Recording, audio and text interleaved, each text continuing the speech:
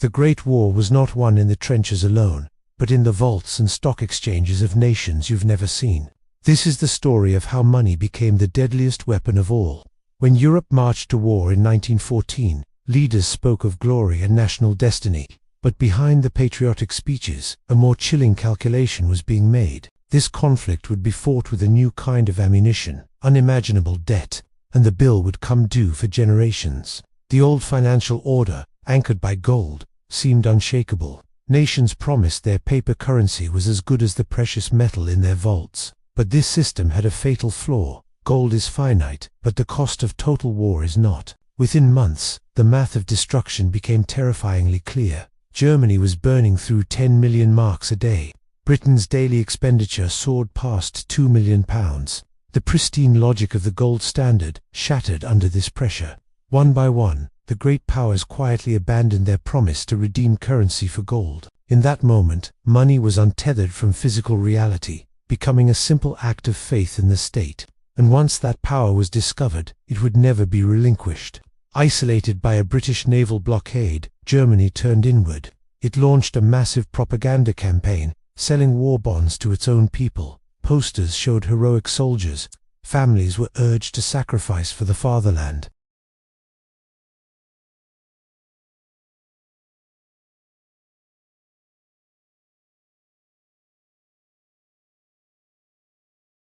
With its global reach and trusted currency, Britain could tap into international credit. Its most crucial move was turning to a then-neutral United States. American banking houses like J.P. Morgan became the financial engine for the Allies, orchestrating immense loans for weapons and supplies. This wasn't about neutrality. It was a calculated bet on power. When America finally entered the fray in 1917, it was already the Allies' banker.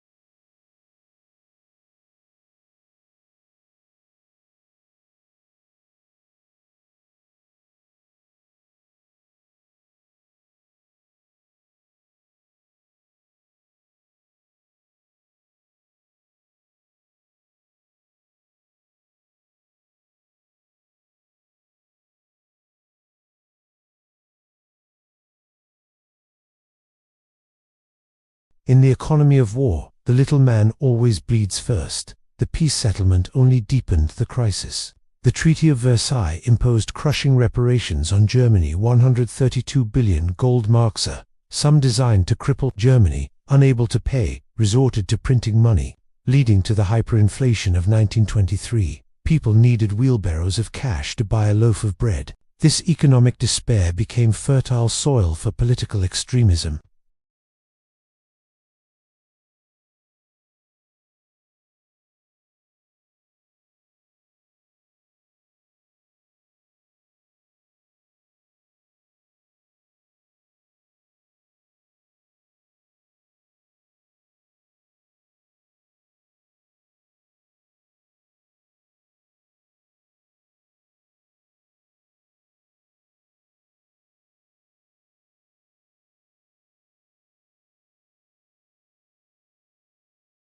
This circular flow of money seemed stable, but it was an illusion. When the Great Depression hit, the entire fragile structure imploded. So why does this century-old financial war matter to you now?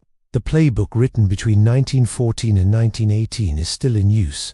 When central banks create digital money with a keystroke, or when governments finance massive spending with debt, they are using tactics pioneered in this conflict. The promises that inflation is temporary, or that the fundamentals are strong, are echoes from a past we failed to learn from. Your savings and your financial security are still on the line. History's harsh lesson is that money, once divorced from tangible value, becomes a tool for those in power.